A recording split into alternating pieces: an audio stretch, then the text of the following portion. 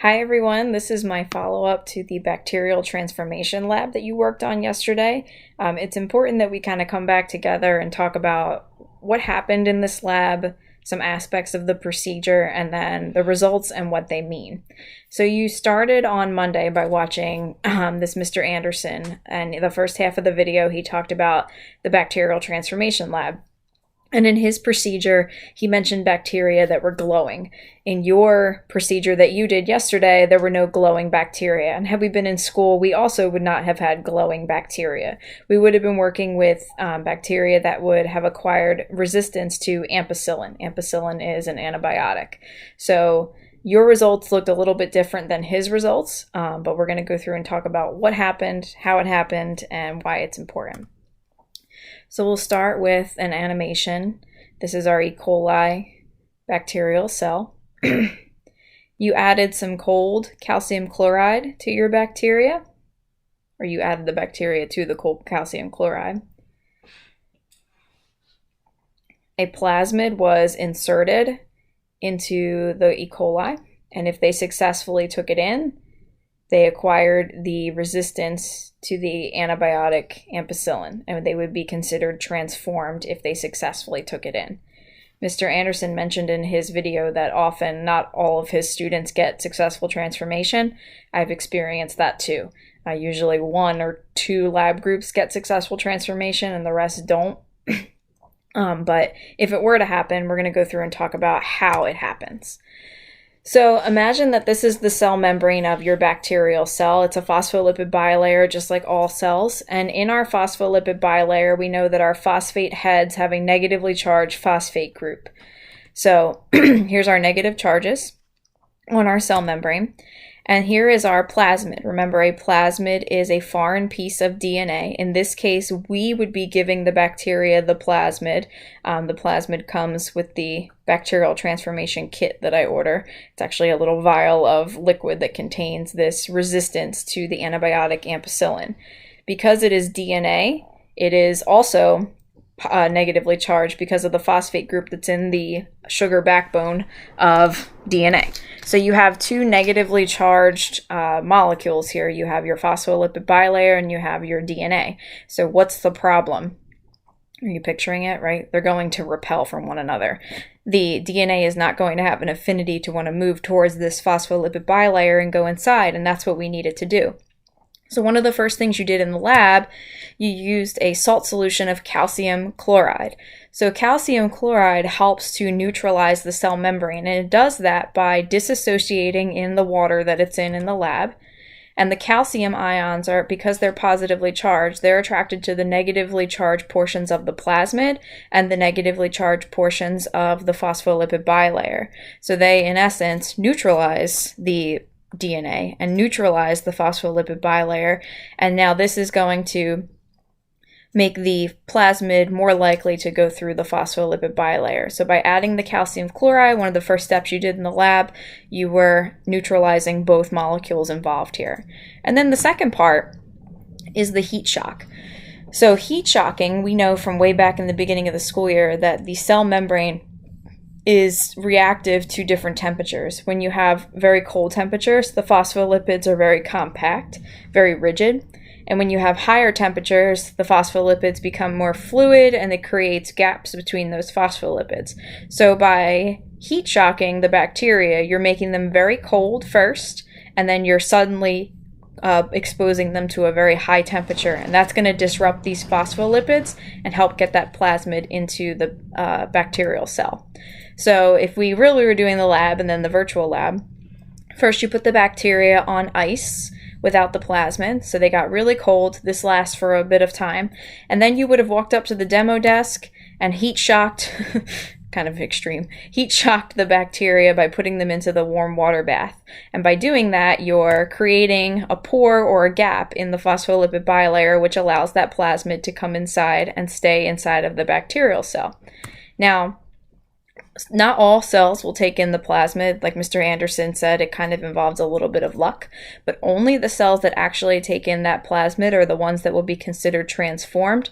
They're the ones that get the resistance to the antibiotic. If they don't take in the plasmid, they're not resistant to the antibiotic. unless they have something in their genome that makes them resistant, but chances are that's not going to happen. So you're giving them resistance to the antibiotic. You're giving them the ability to not be killed by ampicillin. So this bacteria is plus amp-R. This bacterial cell is negative amp-R. So this one is not resistant. This one is. So only the cells, again, that have that plasmid are going to be able to survive in the presence of ampicillin. Normally, they would die, right, if they don't have that resistance, but only the ones now that have acquired this as resistance, it's become part of their genome, they're going to express proteins that will prevent them from being killed by ampicillin.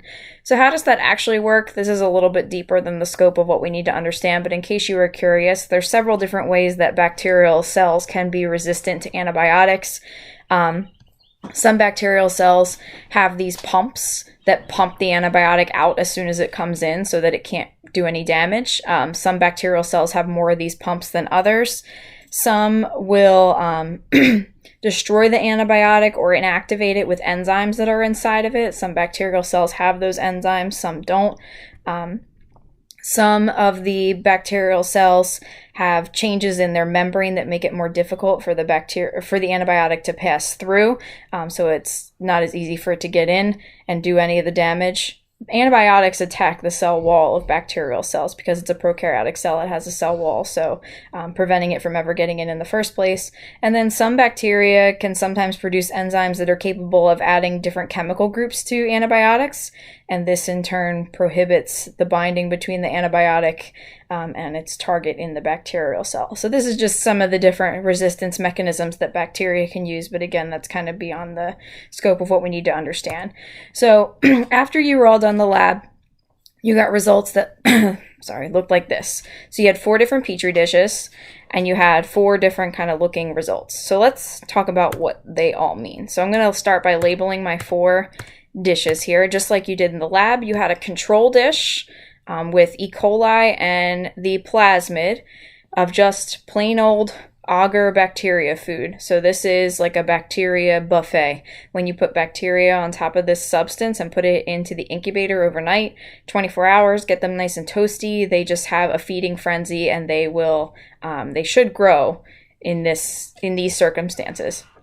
On the second dish, you had the agar plus the ampicillin plus amp-R, meaning that these are bacteria that got the plasmid or should have gotten the plasmid for resistance to ampicillin.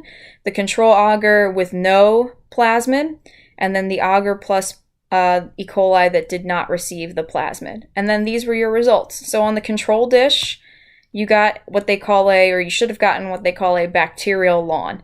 These bacteria would have had a feeding frenzy overnight. They would have grown in mass, and you would have seen a thick layer of E. coli growing all over this dish. Why? Because there's nothing in this agar that would cause them to die. There's no ampicillin here.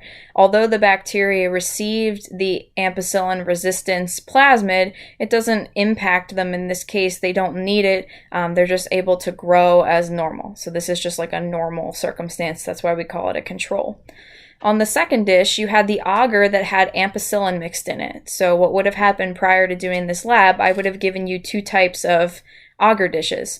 Some that had no ampicillin and some that were mixed with the antibiotic ampicillin. So there's ampicillin inside of this agar.